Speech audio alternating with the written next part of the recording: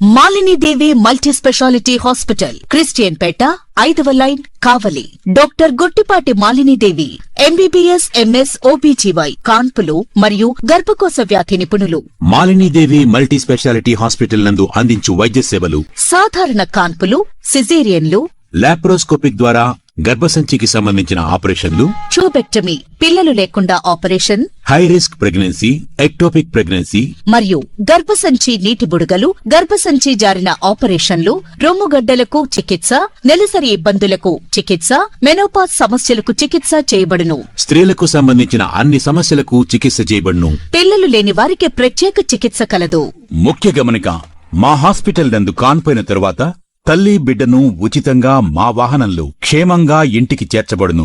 మా హాస్పిటల్స్ ప్రత్యేకతలు: ICU, lab, AC and non AC rooms, 24 గంటలు మెడికల్ షాప్, ప్రతి రూమ్ నందు వేడి నీటి సదుపాయం కలదు.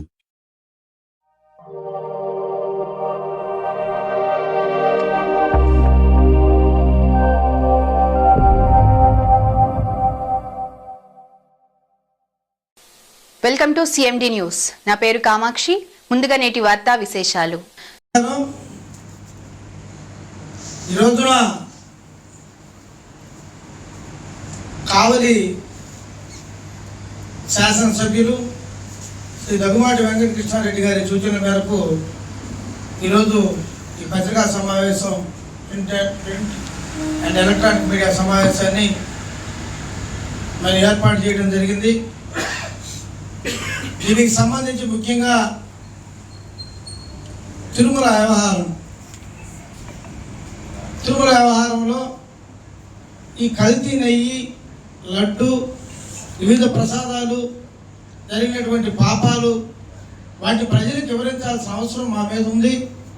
కానీ నిజం నిద్రలేచే లోపలే అబద్ధం ఊరంతా తిరిగి వచ్చినట్టు, దొంగ అన్నట్టు వైసీపీ వారు అందరికంటే గుమ్మడికాయ దొంగ ఎవరంటే భుజాలు దౌడుకున్నట్లు ముందే ప్రెస్ మీట్లు పెట్టి ముందే వెంకటేశ్వర స్వామి గుళ్ళకి వెళ్ళి పూజలు ప్రమాణాలు చేస్తూ ఉన్నారు.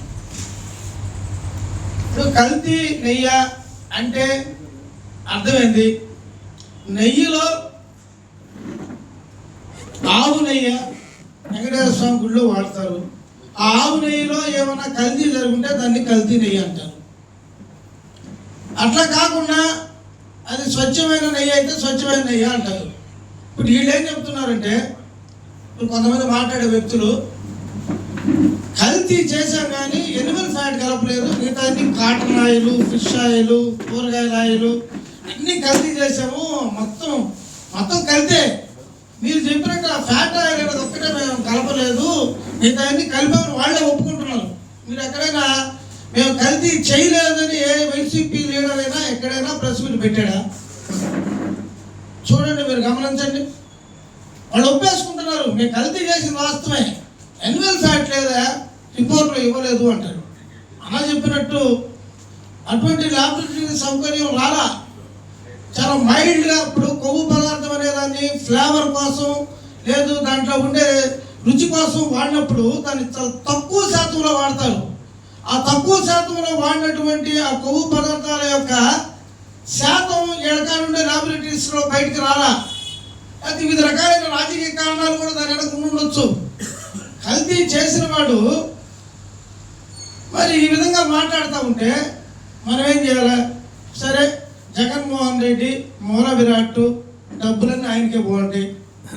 తిరుపతికి, భారతదేశానికి, హిందూ మతానికి మూల విరాట్గా వెంకటేశ్వర స్వామి ఉన్నప్పుడు కూడా వైసీపీ పార్టీకి మూల విరాట్ జగన్మోహన్ రెడ్డిగా, డబ్బు మొత్తం ఆయనే బాగుంటుంది.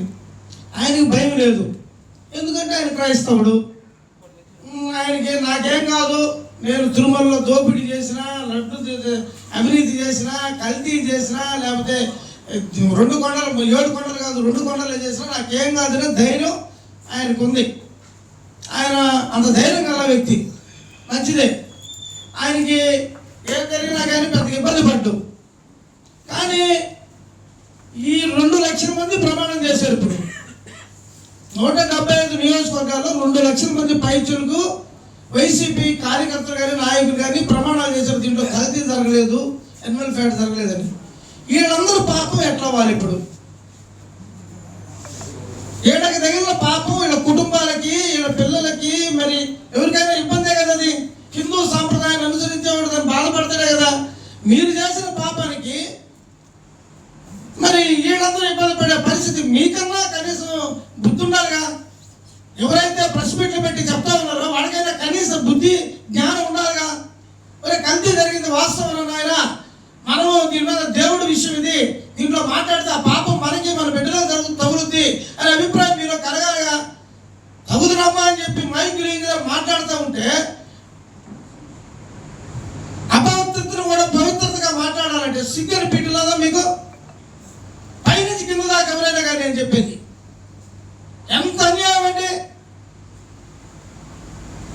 ఏ మత ఆచారం దానికి ఉంటుంది, ఏ సాంప్రదాయానికి సంబంధించి సాంప్రదాయం ఉంటుంది. అసలు ఇంకొక విషయం ఏంటంటే వీళ్ళు ఎక్కడి నుంచి అయితే నెయ్యి కొనుగోలు చేసామని చెప్తున్నారో బోలే బాబా కంపెనీ ఏదో కంపెనీ, అసలు వాళ్ళు పాలు కొనుగోలు చేయలేదంట.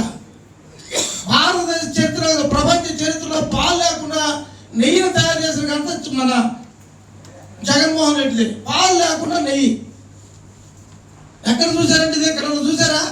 మీకు ఏమన్నా తెలివి ఉందా విమర్శించే వాళ్ళకి?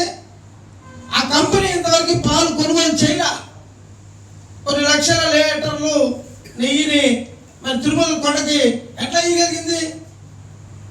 టెంక్లైజ్డ్. మన ఒక ప్రొఫెసర్ ఒక ఆయన చెప్తా ఉన్నాడు, దాంట్లో మన బట్టలు క్లీనర్లు కూడా దాంట్లో ఉపయోగించారు. ఎంత నీచమైనటువంటి పని ఏ దేవుడైనా కావచ్చు కూడా, ఎంత నీచమైన. ఇంకొక ఆయన చెప్తాడు అయోధ్యకి ఆ నెయ్యి పంపలేదు అంటే ఇది ఎనిమల్ ఫ్యాట్ కలితే మీరు ఒప్పుకున్నట్టు. అయోధ్యకి ఆ నెయ్యి పంపలేదంటే అర్థం ఏమని? అసలు అయోధ్యకి ఏ నెయ్యి ఎందుకు పంపారు తయారు చేసినట్లు? అయోధ్యకి సపరేట్ ప్రత్యేకమైన నెయ్యితో ఎందుకు రొట్టెలు తయారు చేసి పంపించారు? వాళ్ళు ఏమన్నా చూసి దీన్ని పట్టుకుంటే వెలిగిపోతున్నారు భయమా? ఇంత నీచమైనటువంటి ప్రవర్తన, ఇటువంటి నీచమైన పార్టీ ఆంధ్ర రాష్ట్రంలో ఉండకూడదు. ఇటువంటి పార్టీని తరిమి కొట్టాల్సిన అవసరం హిందువులకే కాదు, ప్రతి మతానికి. ఇతను దొంగ క్రైస్తవుడు, క్రైస్తవుడు కూడా చెప్తా ఉన్నది దొంగ క్రైస్తవుడు. వాళ్ళ నాన్నని క్రిస్టియన్ మత సాంప్రదాయాలతోటి ఖననం చేస్తే ఈయన పోయి గోదావరి పుష్కరాల్లోనో కృష్ణ పుష్కరాల్లోనో పిండ ప్రదానం చేస్తాడు. ఎవడన్నా చేస్తాడండి? ఎంత నీచమైన రాజకీయం! ఓట్ల కోసం ఇంత నీచాన్ని దిగదాడతారా? డబ్బు కోసం ఇంత నీచాన్ని దిగదాడతారా? చిన్న ఆయన చంపొచ్చు, తల్లిదండ్రులను వదిలేయచ్చు, చెల్లిని తరివేయచ్చు, కానీ దేవుడి కన్నా భయపడే పరిస్థితి లేనప్పుడు ప్రజలు రేపు ఒకవేళ ఏదైనా మీకు అధికారం వస్తే మళ్ళీ ఇంకోసారి బతికే పని ఉందని సందర్భంగా ప్రశ్నిస్తా ఉన్నా. నేను వైఎస్ఆర్సీపీ నాయకులు అమాయకులు పాపండు, వాళ్ళకి ఏ పాపం తెలియదు. మీరందరూ కూడా ఆ దేవదేవుడిని కలివి వెంకటేశ్వర స్వామి కలివి దైవాన్ని చేసిన అవినీతిలో పాలు పంచుకొని మీ కుటుంబాలకి, మీ బిడ్డలకి, మీ తల్లులకి ఆ ఇబ్బంది జరగకూడదని మీ విధంగా మిమ్మల్ని విమర్శించడం కాదు, మేము చెప్తా ఉన్నాం. ఇంకొక మాట చెప్పి ముగిస్తా. అసెంబ్లీ జరుగుతూ ఉంది ఇప్పుడు. ఆ పక్క ఆల్మట్టి గురించి మాట్లాడతాడు, ఆ పక్క కల్తీ నెయ్యి గురించి మాట్లాడతాడు, ఇంకొక పక్క అభివృద్ధి జరగడం లేదని మాట్లాడతాడు. ఈయనేం చెప్పాడంటే నేను అసెంబ్లీకి రాను, మాట తప్పను, మడుగు తిప్పను అన్న వ్యక్తి నిన్న పోయాడు. 3 రోజుల నుంచి వైఎస్ఆర్సీపీ సోషల్ మీడియా అంతా పులి వస్తూ ఉంది. అసెంబ్లీలోకి పార్లమెంట్లోకి పులులు పోతాయి. ఎక్కడన్నా అడవుల్లో ఉంటాయి, అడవుల్లో కూడా వాటిని పట్టుకొని జూల్లో పెడుతున్నారు ఇప్పుడు. మరి పులి అసెంబ్లీలోకి పోతే మరి ఎవరిని కలిసింది, ఎవరిని చంపింది? 11 నిమిషాల్లో బయటకు వచ్చింది. నువ్వు నిజంగా ప్రజలకు మేలు చేసేవాడు అయితే అది పెద్ద వేదిక, దానికంటే వేదిక మరొకటి లేదు. నీ ప్రజా సమస్యల్ని, ఈ కల్తీ నెయ్యిని, లేకపోతే ఆల్మట్టి డ్యామ్ ఎత్తు, పగ్గులు, పెంచులు, నీళ్లు, రాయలసీమకి ఎత్తిపోతల్ని ఇబ్బంది చేసిన అంశాలని అక్కడ నువ్వు చెప్పగలగాలి, ఉండాలిగా. నేను ప్రతిపక్ష నాయకుడిని కాదు, నాకు టైం ఇవ్వను అంటారు. టైం ఇవ్వకపోతే అది కూడా అక్కడ తెలుస్తుందిగా. ఒక్క శాసనసభ్యుడు ఉన్నా ప్రతిపక్షమే, ప్రతిపక్షం కాకుండా ఉండదు. ఒక్క వ్యక్తి ఉన్నా కానీ వేరే పార్టీకి సంబంధించి వాడు ప్రతిపక్షమే అవుతారు. 11 మంది ఉంటే ప్రతిపక్షం కాలేకపోయేదే ఉంది. ఈరోజు సెంట్రల్లో బీజేపీని ప్రశ్నిస్తున్నాడు రాహుల్ గాంధీ. అది తప్ప గొప్ప పక్కన పెడదాం. నువ్వు ప్రశ్నించు, ఏమైనా సమస్యలు ఉంటే నిజంగా సమస్య అయితే ప్రభుత్వం పరిష్కారం చేస్తుంది. నిజంగా సమస్య అయితే నేను 1.5 తర్వాత 1.5 సంవత్సరం ఉండగా వచ్చి జనాల్లోనే ఉంటాడంట. అప్పుడు దాకా వీళ్ళందరూ ప్రతిపక్షం అంటే వాచ్ డాగ్, అది కాపలా కుక్క. ప్రభుత్వం చేసే మంచి చెడు పనులన్నీ బేరీజ్ వేసి మాట్లాడిన అంశం వాళ్ళ మీద ఆధారపడి ఉంటుంది. అటువంటి వాడు కేవలం అందరి కోసమే చేసుకుంటా పోతా ఉన్నాడు. ఇటువంటి వ్యక్తులకి మరి మన అధికారం అనేది లేకుండా చేయాల్సిన బాధ్యత మన మీద ఉంది. ఈరోజు చిన్న చిన్న వాటికి మనకి ఇచ్చే వ్యక్తిగతమైనటువంటి డబ్బుల కోసం మనం ఎప్పుడు కూడా ప్రాధాన్యపడితే ఏమి కాదు. అభివృద్ధి సంక్షేమం కూడా చేస్తున్నారు. పిచ్చి మాటలు మాట్లాడుతూ ఉన్నారు. అసలు ఏడాడన్నా కొంచెం మట్టి అలా వేసారా? ఏడో ఎండింగ్ 6 నెలల్లో ఆ సెంట్రల్ గవర్నమెంట్ తిడితే ఏడో 1 రోడ్లు వేసారు. డైవర్ట్ పాలిటిక్స్ చేస్తున్నామంట. దేనికి డైవర్ట్ పాలిటిక్స్? తుమ్మలపల్లి రోడ్ వేసినారు డైవర్ట్ పాలిటిక్సా? లేకపోతే బాసిల్ స్కూల్ కాడి నుంచి అక్కడ దాకా రోడ్ వేసినందుకు డైరెక్ట్ పాలిటిక్సా? లేదా ఆ రాష్ట్రంలో మొత్తంలో 4,000 పెన్షను, 6,000 పెన్షను, 10,000 పెన్షను, 15,000 పెన్షన్ ఇస్తుంది డైవర్ట్ పాలిటిక్సా?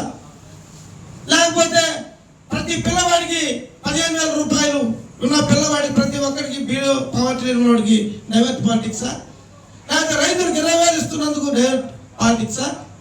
లేకపోతే అలాగే మన మత్స్యకార సోదరులకు 20,000 దేనికి? ఇన్ని పథకాలు ఎవరు చేస్తున్నారు? ఇంత అభివృద్ధి ఏ ప్రభుత్వం చేసింది? 2014-19 మధ్య కానీ ఇప్పుడు కానీ మీ బతుకి ఏడన్నా బొచ్చుడు పట్టేసిన పరిస్థితి ఉందా?